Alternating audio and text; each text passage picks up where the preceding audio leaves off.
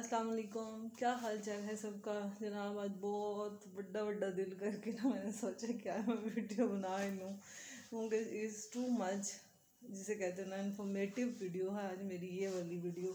और मैंने बड़ी कोशिश की है कि मैं खुद को ढूंढ के लाऊँ, लेकिन मेरी ज़िंदगी का एक ऐसा तजुर्बा है जो मुझे लगता है कि हर औरत को ये टाइम आता है, नहीं आया तो आ जाएगा। ये फेस लाइफ में जैसे होता है ना, एक आपकी लाइफ में फेस आते हैं, मतलब स्टेप बाय स्टेप औरत चलती आ रही होती है। माँ, बहन, बेटी, फिर बीवी, फिर माँ, फिर बहू, फिर सास, सब रिश्तों में जाती है। आई थिंक सो कि औरत की एक बिल्ड होने से पूरी एक, मैं समझती हूँ, एक फैमिली बिल्ड होती है।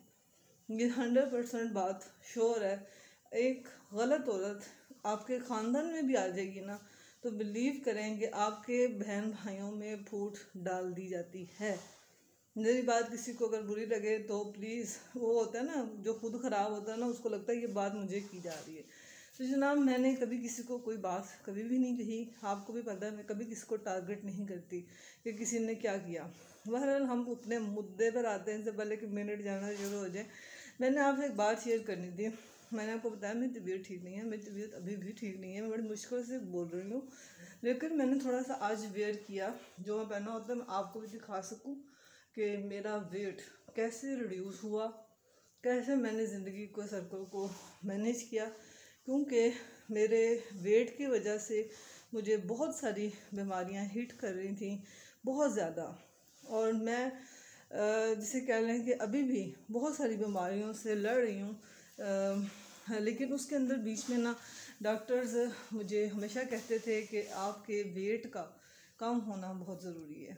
ये मेहनत आपने खुद ही करनी है, और ये एक वाकई एक औरत के लिए जंग होती है। और हर औरत मेरे ख्याल में मोटी हो जाती है, लेकिन बस ये ज़िंदगी एक दफ़ा अगर सोचा जाए ना, अगर मैं समझती हूँ पर्सनली, अगर हम सोचें ना कि यार ज़िंदगी एक दफ़ा मिलनी है, तो क्या हम इस पर क्यों ना मेहनत थोड़ी सी करके इसको जी के जाएं। शायद अल्लाह ताला मुझे वो मौका दे दें जो मैं बचपन से देखती आ रही हूँ। ऐसे ही होता है ना, बच्चियाँ ख्वाब देखती हैं।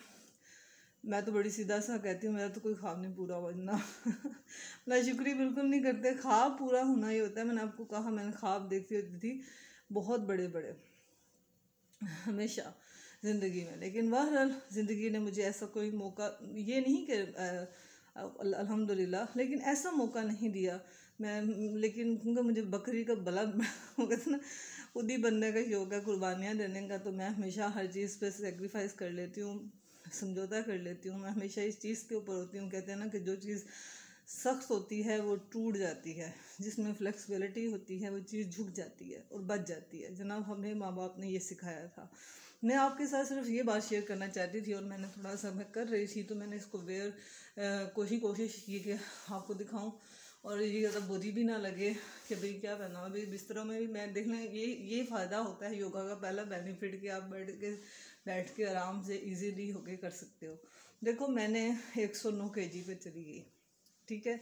उसके बाद मेरी ज़िंदगी में मैंने सिर्फ आज हमने इस पर योगा पे मैंने ये वीडियो स्पेशल बना रही हूँ। मैं ज़िंदगी की स्टेज पे गई, 109 kg पे चली गई, और मेरी ज़िंदगी की सबसे जो बेस्ट फ्रेंड थी वो दुनिया से भी चली गई। यानी दोनों बंदे चले गए, मेरे पेरेंट्स चले गए। मैंने ज़िंदगी की एक अजीब सी जंग लड़नी शुरू हो गई मेरे साथ, जो कि बॉडी के साथ भी हो रहा था और माइंड के साथ भी हो रहा था। और मुझे कुछ समझ नहीं आता था। डॉक्टर्स मेडिसिन लिख देते थे, उससे मेरा मैदा ख़त्म होता जा रहा था, और तो कुछ भी नहीं था हो रहा। जलन बढ़ती जा रही थी। जैसे वो बोलते थे, कोशिश करती थी मैं करने की, लेकिन ऐसा कोई रिज़ल्ट नहीं मिल रहा था। डॉक्टर, और मेरी एक आदत है, मैं ज़्यादा डॉक्टर नहीं बदलती। कोशिश होती है कि जो डॉक्टर आपको समझ रहा है आप उसी के साथ चलो। मुझे डॉक्टर ने, जब मैं जाती थी ना, मुझे कहते थे कि जब तक आपने अपना वेट को कम नहीं करना ना, आप कोई भी दवाई आपको असर नहीं करेगी। जरा मैंने सोचा, पहले तो मुझे एक दिन में ख्याल आया, वो ये था, हिम्मत की 5-10 मिनट वॉक मैंने करना शुरू कर दिया है, मेरे पैर घसीट के करना शुरू कर दी। बहरहाल उसके बाद मुझे ख्याल आया कि मुझे ना एक दफ़ा मेरे जहन में होता था कि मैं ना कोई भी काम जब करती हूँ ना, मैं अपनी अम्मी से फ़ोन पे बात करने लग जाती थी, वो काम मेरा जल्दी हो जाता था। उसकी वजह फिर क्या होती थी, वो समझ जाएगी यार, मेरा अच्छा माइंड डाइवर्ट हो जाता था, तो मैं उस काम को अच्छा कर लेती थी। शायद इस वजह से वो काम बखूबी सरंजाम हो जाता था। तो जनाब फिर मैं जिम से डरती थी, बहुत ज़्यादा डरती थी, क्योंकि मैं जिम नहीं कर सकती। मेरे मसल्स कुछ ऐसे होते हैं, आपको पता है लेडीज़ का इशू होता है। मेरा भी सी सेक्शन के बाद तो खैर अल्लाह मियाँ ने माती मेरी बच गई और वेट भी बहुत ज़्यादा हो गया।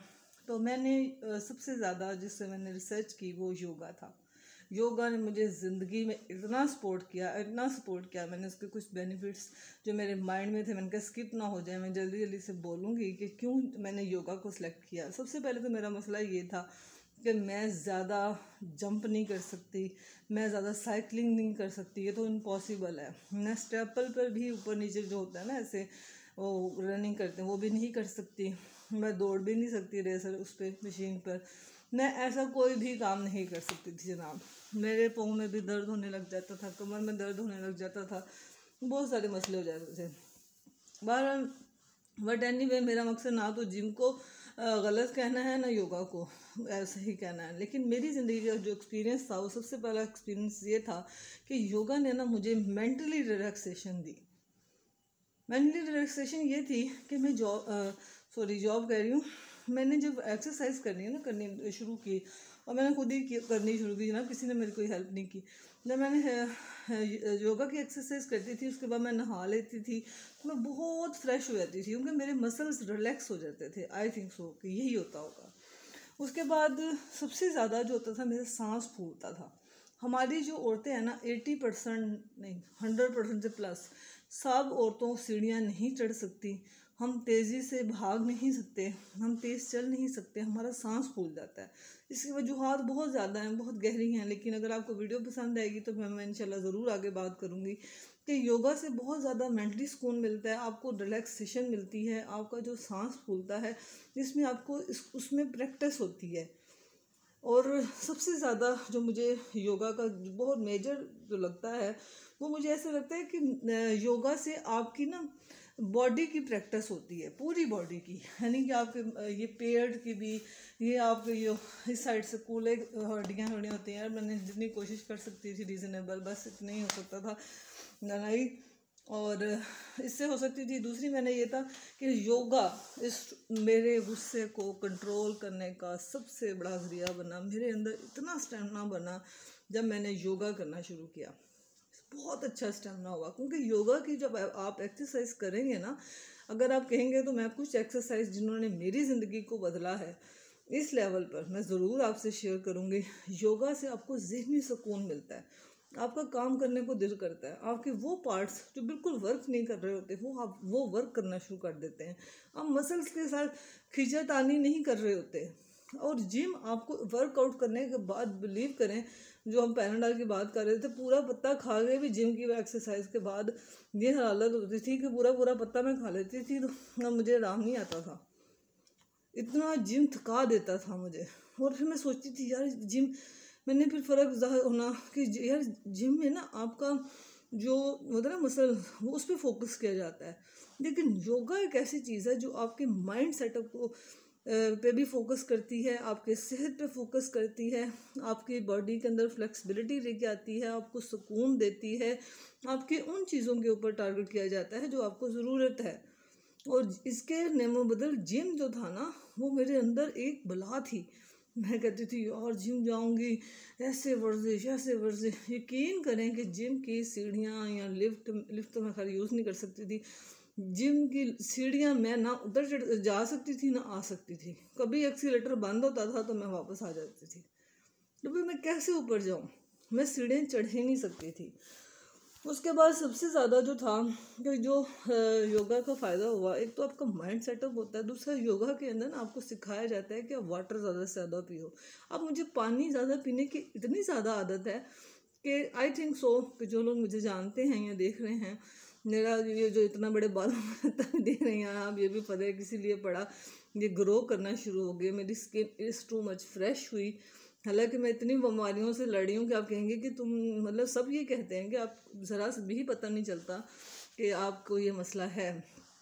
उसकी वजह ये है कि ना योगा ने मुझे फ्रेश किया, योगा ने मेरे सांस को थोड़ा सा लेवल को बेहतर किया, योगा की वजह से ही मेरा माइंड थोड़ा सा परफेक्ट हुआ और मैं यूट्यूब के ऊपर आई, किसी डिप्रेशन की टैबलेट ने मेरा कोई जी फ़ायदा नहीं दिया।